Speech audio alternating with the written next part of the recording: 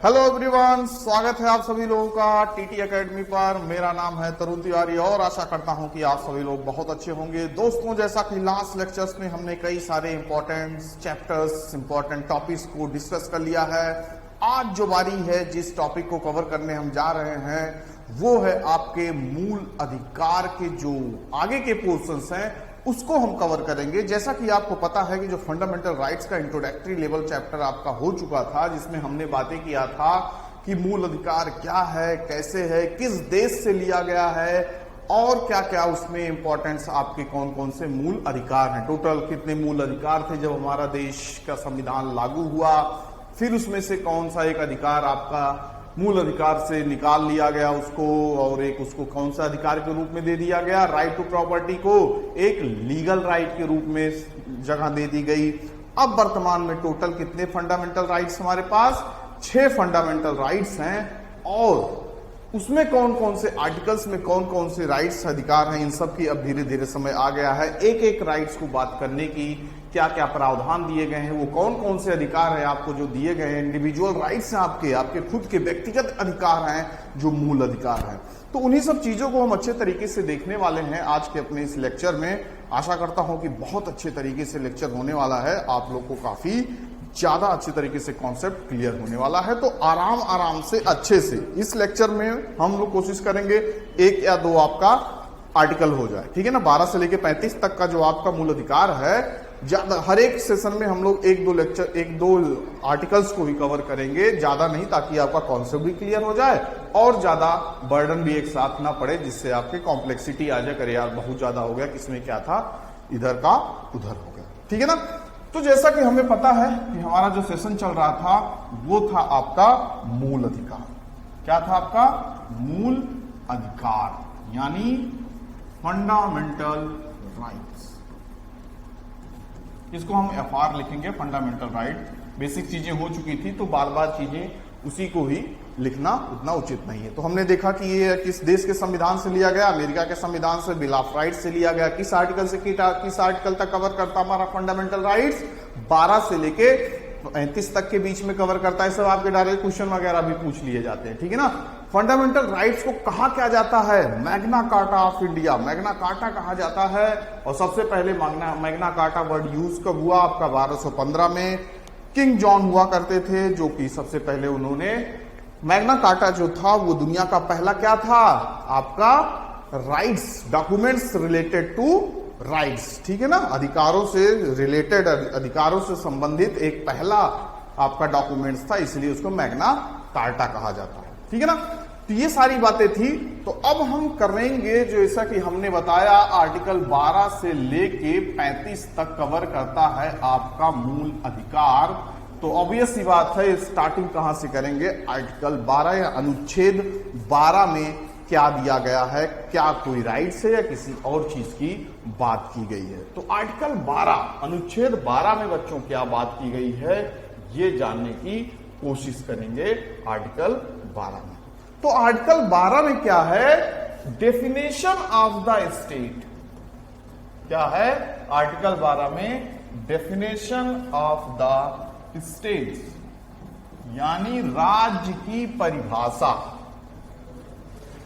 क्या है? राज्य की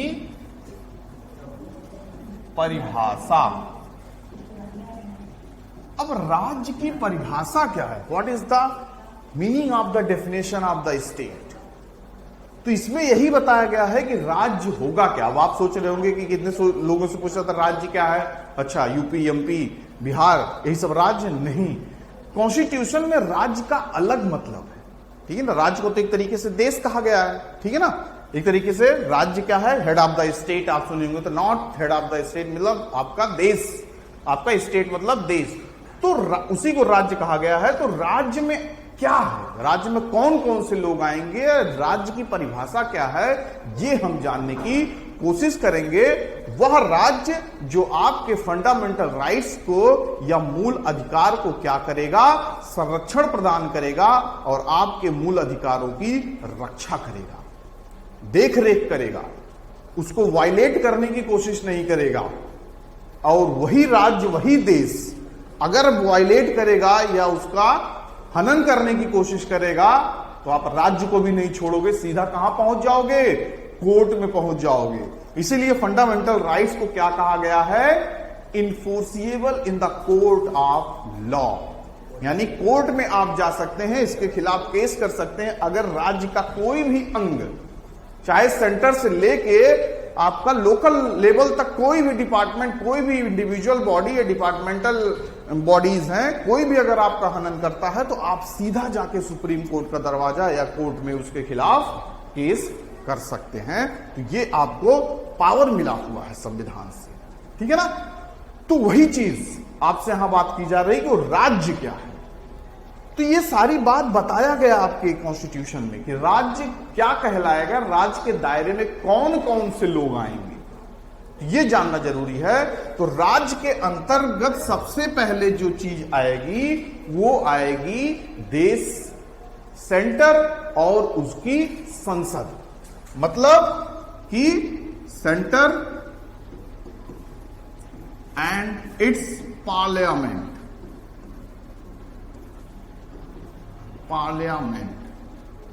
यानी केंद्र, यानी केंद्र सरकार, केंद्र और उसकी संसद, देश की जो संसद होगी और केंद्र होगा वो आएगा टॉप लेवल पे। तो यही है ना आपका केंद्र और उसकी संसद। तो ये राज्य का यानी देश का हिस्सा है। और राज्य के दायरे में कौन कौन आएगा? राज्य के दायरे में सेंटर के बाद अब कौन आ जाता है? State government. यहां पे सेंट्रल गवर्नमेंट हो गई, अब यहां पे स्टेट गवर्नमेंट और उसकी, यहां पे पार्लियामेंट था तो अब स्टेट लेवल पे कौन आ जाएगा?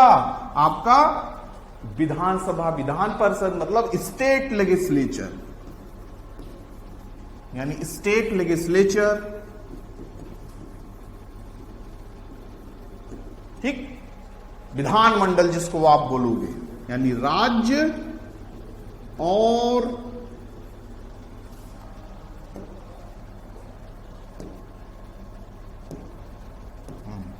राज्य और उसका विधानमंडल, राज्य और विधानमंडल,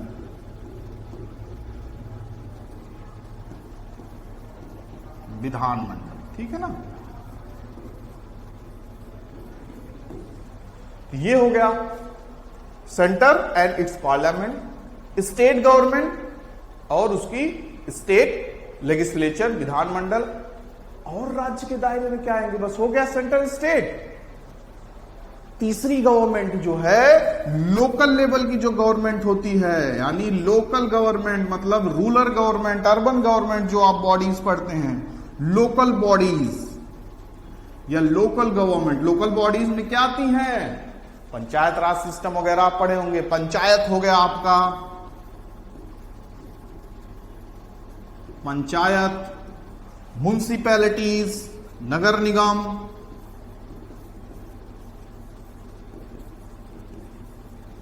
ठीक है ना। पंचायत, नगर निगम, ये सब भी पार्ट हैं आपकी राज्य के, ठीक है ना। राज्य के क्या हैं? लोकल बॉडीज में जो आपके पंचायत, म्युनिसिपैलिटीज हैं, ये सब आपके भी पार्ट है किसके? राज्य के। स्टेट गवर्नमेंट, सेंटर गवर्नमेंट, और भी कोई पार्ट है राज्य के? हाँ, ये भी बताया गया है। लोकल बॉडीज के बाद अदर लोकल बॉडीज भी हैं, जैसे कौन कौन सी? आप देखते होंगे आपके आसपास बिजली विभाग है, एमटीएनएल है, बीएसएनएल है, सेल अथॉरिटी ऑफ इंडिया है, ओएनजीसी है। ये भी तो एक सरकारी आपके उपक्रम हैं। इनके अंदर भी तो एक अथॉरिटी होती है, एक पावर होती है। बिजली विभाग है आपके एरिया में, उसको बिजली कब काटना, कैसे काटना है, वो अधिकारी रखना है। तो ये सब भी, आप बिजली की चोरी कर रहे हैं तो आपकी बिजली काट देगा, तो उसके पास भी एक अथॉरिटी है। लेकिन आप बिजली चोरी नहीं कर रहे हैं, सब कुछ सही ढंग से कर रहे हैं, तब भी आपकी बिजली काट दिया तो आपका फंडामेंटल राइट उसने ले लिया, तो आप उसके खिलाफ चले जाओ। तो इनको पूरी तरीके से आप पे अगर आप सही ढंग से काम कर रहे हैं, अच्छे तरीके से कर रहे हैं, तो आपको ये सारी चीजें अच्छे तरीके से आपके साथ व्यवहार करेंगे। बाकी अच्छे तरीके से नहीं कर रहे हैं तो इनको भी पावर है पूरी तरीके से आपके ऊपर पंजा कसने का। तो सारी चीजें क्या हैं? राज्य के हिस्सा हैं। डेफिनेशन ऑफ द स्टेट में ये सारी चीजें आती हैं जो आपके फंडामेंटल राइट्स की रक्षा करेंगे, देख रेख करेंगे, आपके कानून आपके लिए बनाएंगे, और अगर आप कानून का वायलेशन भी करते हैं तो आपके ऊपर फाइन चार्जेस भी होंगे। तो अगर आप दोनों के भागीदारी, मतलब जिस भी तरीके से, राज्य की परिभाषा में ये सब राज्य के हिस्सा है। Central government and it's parliament, state government, state legislature, state body, local bodies and other local bodies में आपको एग्जाम्पल वगैरह जैसे मैंने बोल दिया, steel authority of India limited, BSNL हो गया आपका, ठीक है ना। तो ये सब जो आपके अदर सरकारी संस्थाएं हैं ये भी एक राज्य की हिस्सा है। इवन प्राइवेट इंस्टीट्यूट भी, प्राइवेट आपके बॉडीज जो हैं वो भी इसी के दायरे में ही आते हैं, जो आपके लिए कोई कानून, कोई आपके लिए कोई चीज बनाए, सारी चीजें, तो ये भी क्या है? परिभाषा के अंतर्गत आते हैं, ठीक है ना। तो ये सबसे चीज आर्टिकल 12 बहुत कम लोग पढ़ते हैं, बहुत कम लोग बताते हैं। मेनली आपका कहां से शुरू हो जाता है? क्या कहते हैं? Fundamental right, article 14 right to equality से शुरू हो जाता है। 12-13 लोग इसकी मार देते, लेकिन जानना अति आवश्यक है, क्योंकि सामने वाला आपसे ये एक्सपेक्ट करेगा अच्छा पूरा तैयार है, आप भी पूरा 14 से लेके 35 तक पढ़े रहोगे, 12-13 पढ़े ही नहीं, 12-13 पूछ लिया, क्या करोगे? तो ये सब सारी चीजें भी जानना आपको भी जरूरी है और आगे आने वाले समय में आपके एग्जाम के लिए भी जरूरी है। तो आर्टिकल 12 हमने देख लिया, स्टेट की परिभाषा या डेफिनेशन ऑफ द स्टेट। ठीक, अब चलते हैं आर्टिकल 13 की तरफ। तो आर्टिकल 13 में क्या ऐसे दिया गया है बच्चों, जो कि हमें भी जानना बहुत जरूरी है। तो आर्टिकल 13 में इस चीज की बात की गई है, ऐसे फंडामेंटल राइट्स के आपको बचाने की बात की गई है, जिसमें कहा गया है, आर्टिकल 13 में साफ साफ कहा गया है कि राज्य, जिसकी बात अभी हो रही थी, राज्य कोई ऐसा कानून नहीं बनाएगा जिससे आपके फंडामेंटल राइट्स का किसी भी तरीके से वायलेशन हो। उसको काटे पीटेगा नहीं, उसको असंगत करने की कोशिश नहीं करेगा, इनकंसिस्टेंट करने की कोशिश नहीं करेगा।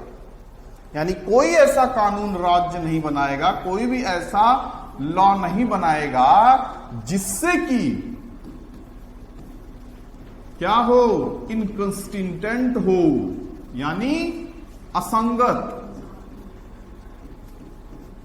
असंगत नहीं होना चाहिए एंड डेरोगेटिव भी नहीं होना चाहिए। डेरोगेशन मतलब अल्पीकरण।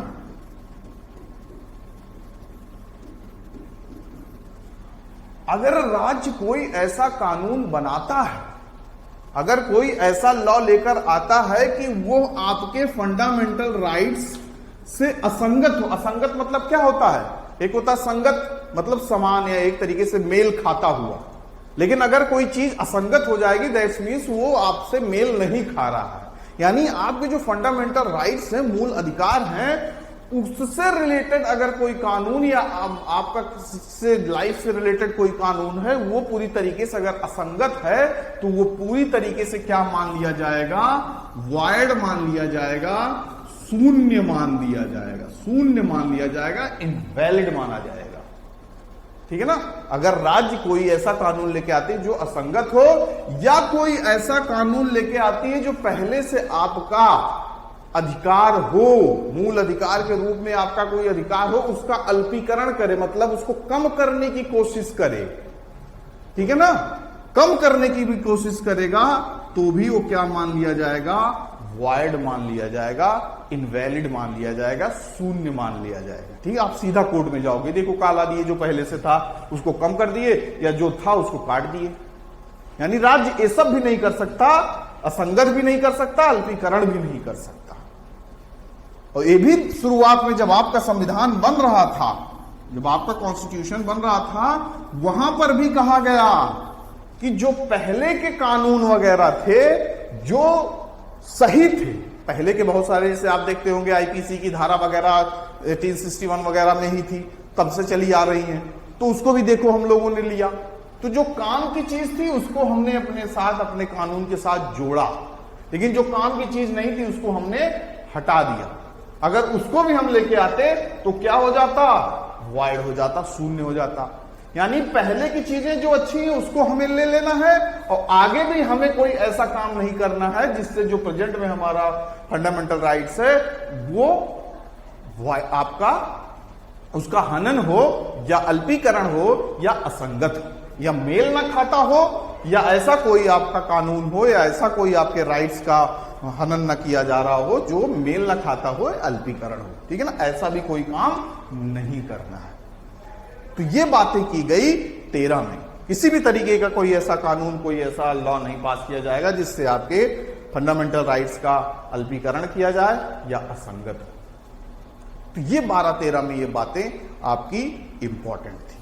ठीक है ना, तो हमने देख लिया आर्टिकल 12 में क्या है, आपका स्टेट की डेफिनेशन, जिसमें देखा गया कि पार्लियामेंट और उसकी सेंटर और उसकी पार्लियामेंट, फिर स्टेट, उसकी आपकी स्टेट लेजिस्लेचर, फिर local bodies, then other local bodies, ये सब राज्य के दायरे में आती हैं, सब राज्य का एक हिस्सा है। फिर आर्टिकल 13 हमने देखा, लॉ इनकंसिस्टेंट हो जाएगा पूरी तरीके से, असंगत अगर रहेगा, अल्पीकरण किया जाएगा तो पूरी तरीके से क्या हो जाएगा, वाइड हो जाएगा, शून्य हो जाएगा।